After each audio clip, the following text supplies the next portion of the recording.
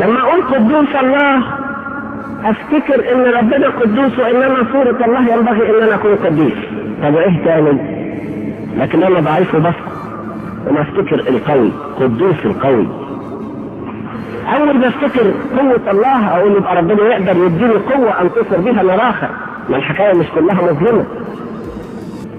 واول ما افتكر قوة الله اقول استطيع كل شيء في المسيح الذي يقويني. الهنا قوي، الهنا قوي، يقدر يقويني ضد الخطية، ويقدر يقويني ضد التجارب، ويقدر يقويني في كل امر، ويقوي الكنيسة ويقوي العالم ويقوي الدنيا كلها. قدوس الله قدوس القوي. ما دام الله قوي وانا بشتغل مع الاله القوي يبقى لا خوف. اولاد الله لا يخافون. ليه؟ لانهم بيعبدوا القدوس القوي. قال له تكلمت بشهاداتك قدام الملوك ولم اخذ. ليه؟ لانه يعتمد على الله القوي.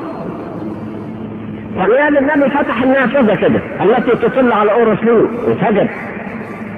وامر الملك، ملك ايه يا عم؟ ده انا قصاد ملك الملوك قدوس القوي.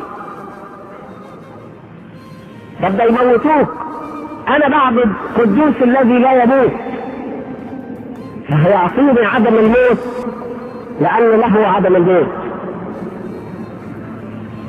بيده مفاتيح الهاوية والموت. وانا خاف من الموت؟ ما دام مفاتيح الموت في ايد ربنا اخاف ازاي؟ ده انا بعبد قدوس القوي. يبقى ايه بقى؟ قدوس الله تعطيك انسحاقا في القلب كخاطئ، وقدوس القوي تعطيك رجاء في القيامة من الخطية، رجاء في القيامة من الأموات. وقدوس الذي لا يموت تفتح لك الأبدية اللي فيها عدم الموت. يبقى حكاية مترتبة والكنيسة حطها بحكمة ومرتباها.